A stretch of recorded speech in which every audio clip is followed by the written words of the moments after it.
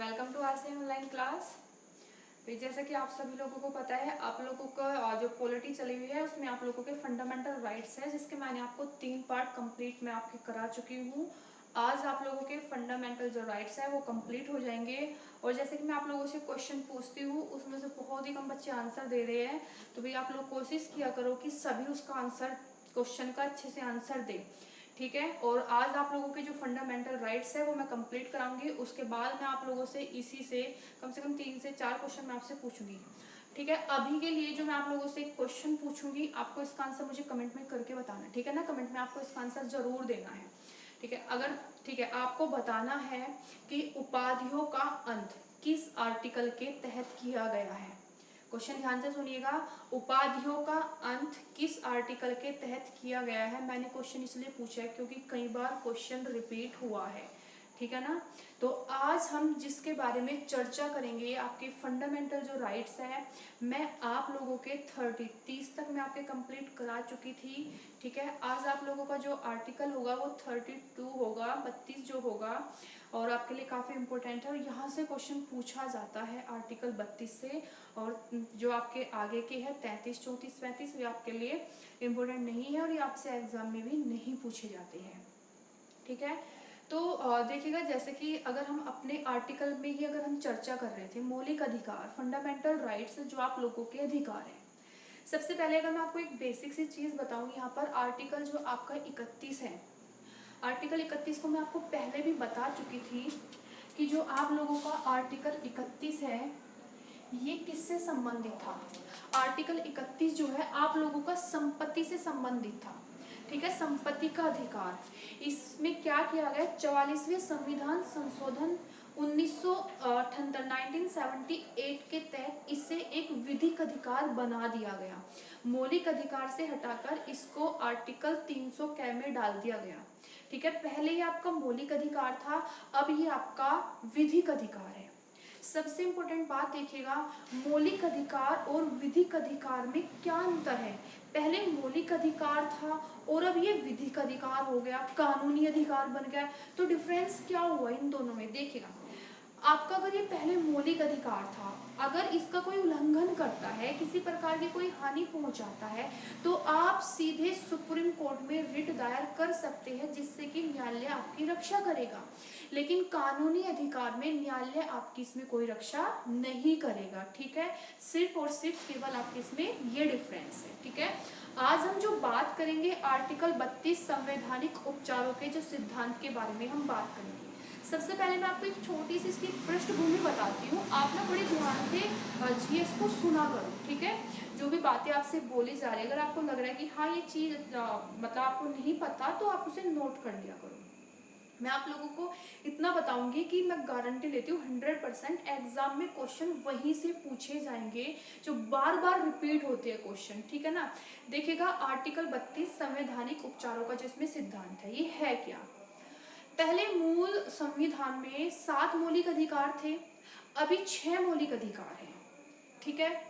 बाकी के 5 मौलिक अधिकार, आर्टिकल जो 32 छठा मौलिक अधिकार क्या कहता है, बाकी के 5 मौलिक अधिकारों का अगर कोई नुकसान पहुंचा रहा है, बाकी के 5 मौलिक अधिकारों का यदि कोई उल्लंघन कर रहा है, ठीक है, तो उसकी रक्षा कैसे की जाए, ये बात आर्टिकल 32 में लिखी गई है। हमें क्या करना है, क्या नहीं करना है, तो ये सभी बातें किसमें लिखी गई है, आर्टिकल 32 में बताई गई है, ठीक है।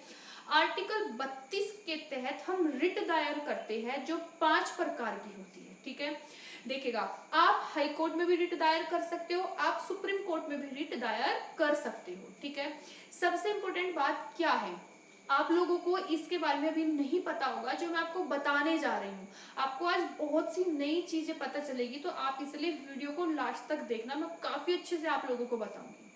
आर्टिकल 32 के तहत आप सबसे पहले देखिएगा, आप लोग आर्टिकल 32 के तहत सुप्रीम कोर्ट में याचिकाएं दायर करते हो, रिट दायर करते हो, और जो कितने प्रकार की होती है, 5 प्रकार की होती है। आज हम पांचों के बारे में बहुत ही डिटेल से पढ़ेंगे, ठीक है।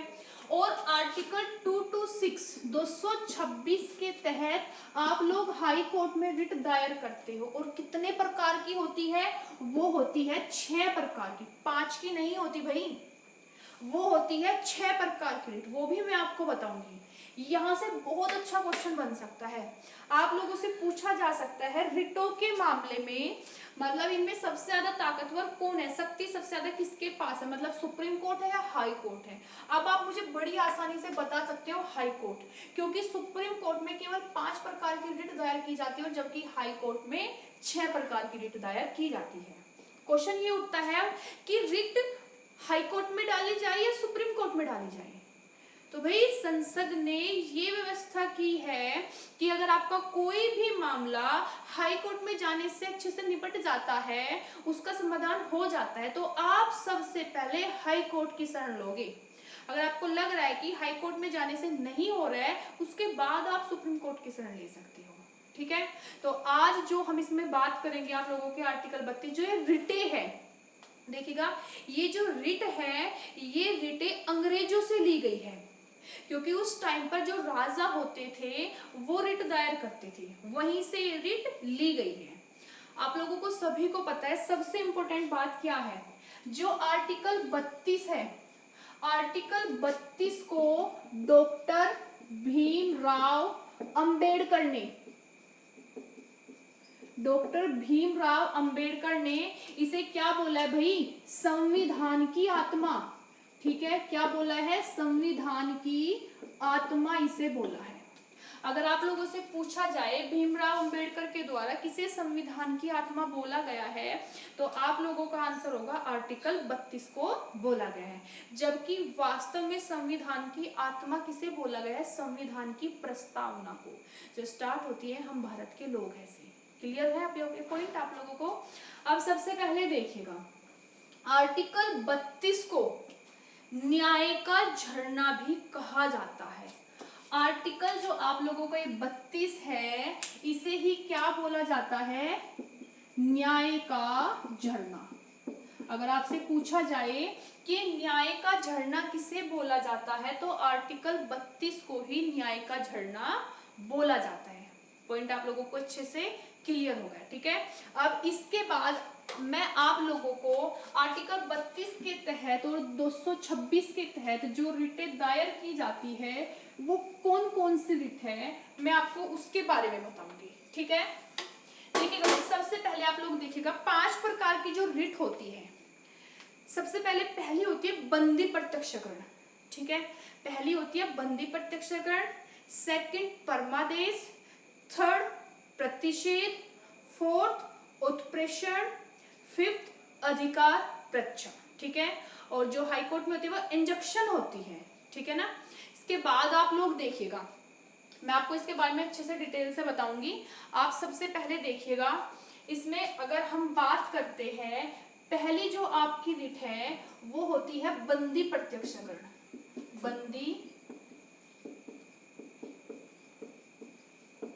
बंदी प्रत्यक्षकरण, ठीक है। अब आप इसके बारे में आप देखिए कि जो आप लोगों की बंदी प्रत्यक्षकरण होती है, तो इसमें क्या होता है? बंदी प्रत्यक्षकरण का अर्थ होता है केस समक्ष प्रस्तुत करना, ठीक है, या शरीर सहित पेश करना, ठीक है। इसमें देखिएगा आप लोगों को इसके नाम से ही पता चलेगा, बंदी, जिस भी व्यक्ति को बंदी बनाया गया है, जिस भी व्यक्ति को पुलिस ने हिरासत में लिया है, तो उसे 24 घंटे के अंदर, अगर आपसे पूछा जाए कितने घंटे के अंदर, तो उसे 24 घंटे के अंदर मजिस्ट्रेट के सामने पेश करना होता है, कि बताना होता है कि हमने किस जुर्म में इसको गिरफ्तार किया है। फिर न्यायालय उसकी जांच करेगा। अगर उस पर लगाए गए आरोप गलत होते हैं तो व्यक्ति को स्वतंत्र छोड़ दिया जाता है, ठीक है। तो आप लोगों को गए बंदी प्रत्यक्षकरण का मतलब यही होता है।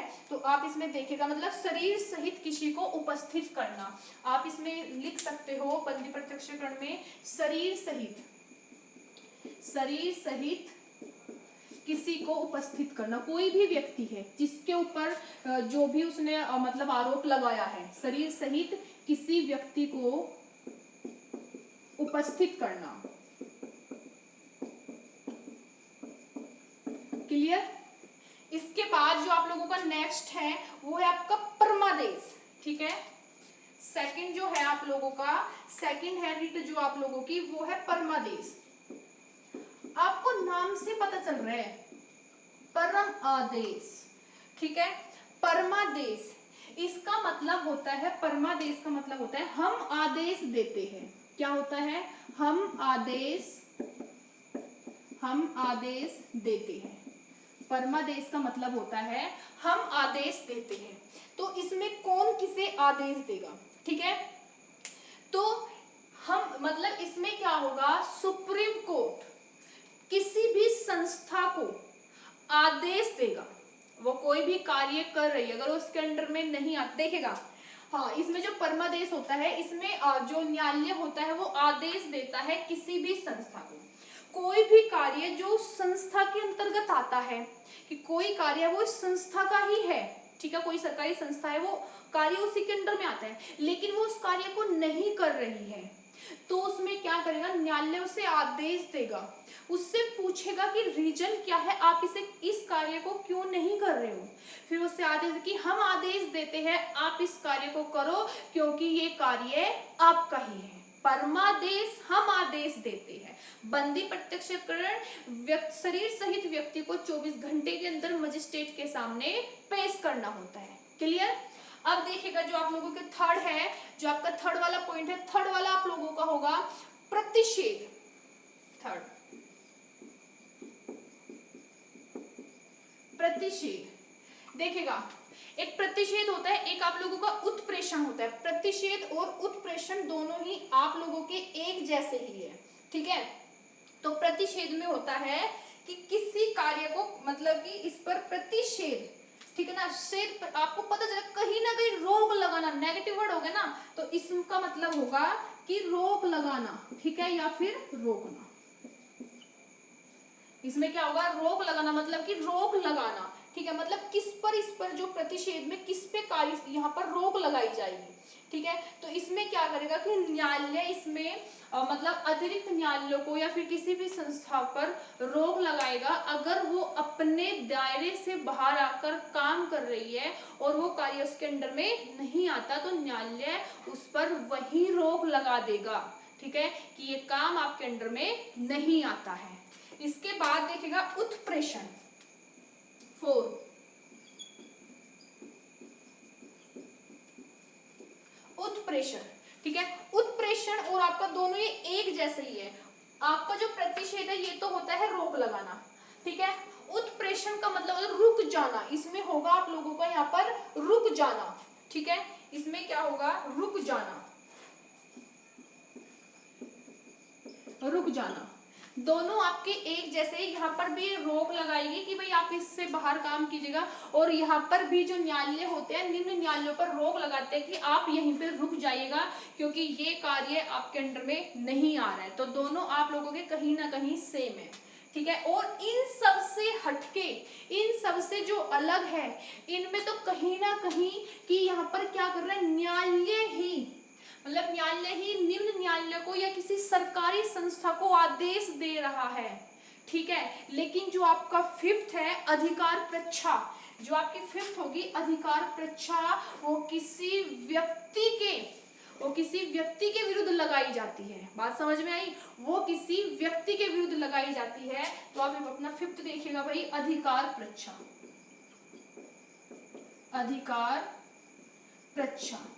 ठीक है, इसमें जो आप लोगों की अधिकार परीक्षा वाली होगी किसी ना किसी, मतलब आप इसको बोलते हैं, इसमें बोल सकते हैं को वारंट, मतलब इसमें वारंट दिया जाता है, इसमें वारंट दिया जाता है। ठीक है, किसी भी व्यक्ति को, अगर कोई भी व्यक्ति ऐसा कार्य कर रहा है जो हमारे संविधान के विरुद्ध है, ठीक है, तो उसे वो वहीं के वहीं उस पर वारंट लगा देती है कि आप यहीं पे अपना कार्य रोक दीजिएगा क्योंकि आपके अंडर में नहीं आता है। तो आज आप लोगों के आर्टिकल